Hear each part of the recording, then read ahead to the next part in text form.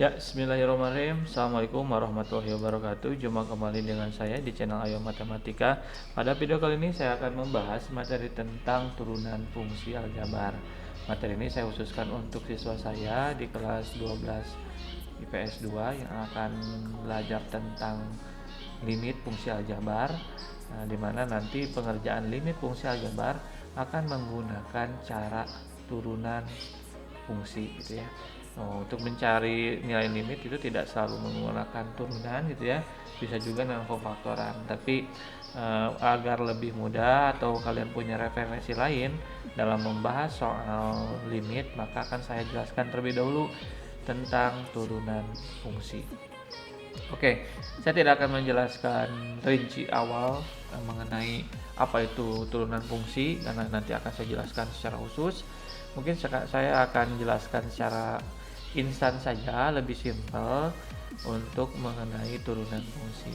Jadi misalkan ada Y sama dengan Y sama dengan gitu ya, AX pangkat N, di mana A itu adalah konstanta, sebuah angka, dan ini adalah N itu adalah pangkat dari X itu sendiri ya. Oke, contoh misalkan Y sama dengan AX pangkat N. Nah, ini akan kita turunkan. Nah, simbol dari turunan itu adalah Y, ada kutipnya satu, itu turunan artinya. Cara mencari turunan pertama dari Y sama dengan AX pangkat N adalah A-nya tetap di bawah, N-nya turun ke bawah, kalikan dengan A. X tetap, pangkatnya berkurang 1. Nah, ini pangkatnya berkurang 1. Ini yang mengartikan bahwa sebuah fungsi itu diturunkan dan hasilnya pangkatnya akan berkurang 1 gitu ya. Jadi ini hasilnya adalah Y aksen atau turunannya adalah A dikali N, X pangkat N dikurangi 1. Oke, ini konsepnya. Tapi kalau contohnya biar lebih simpel ya, misalkan saya berikan di sini Y sama dengan 2X pangkat 3. Oke, sesuai dengan cara pengerjaannya, maka Y aksen adalah sama dengan 2-nya tetap, ini 3 turun ke bawah kali 3, X pangkat, nah 3-nya berkurang 1.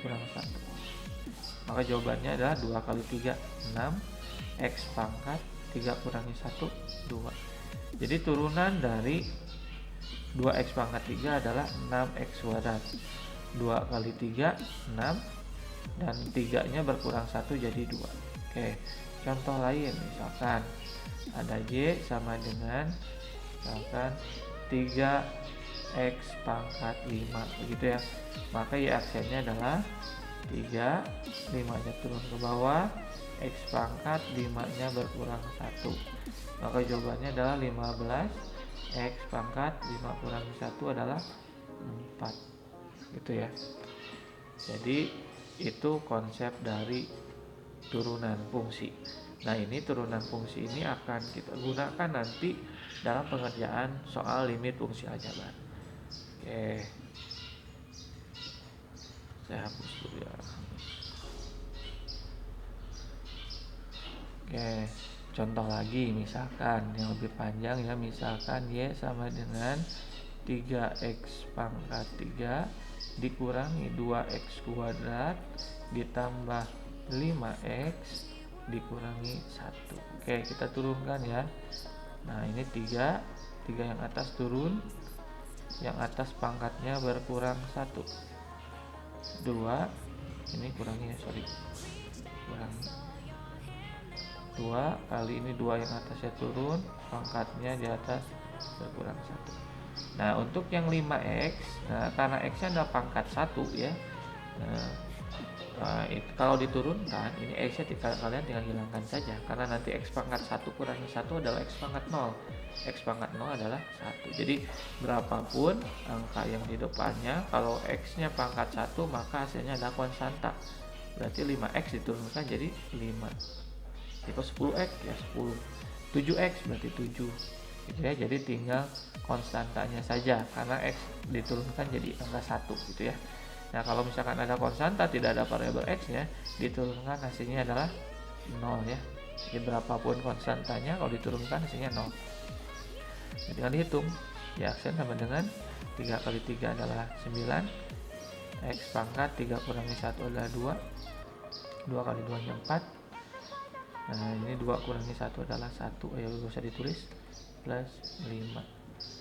Nah, inilah hasil dari turunan 3x pangkat 3 dikurangi 2x kuadrat tambah 5x kurangi 1. Hasilnya adalah 9x kuadrat dikurangi 4x ditambah 5. Ya. Mungkin itu saja pembahasan tentang turunan fungsi untuk aljabar.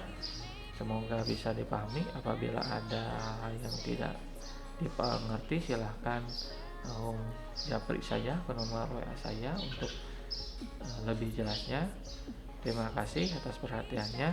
Saya Heri. Assalamualaikum warahmatullahi wabarakatuh.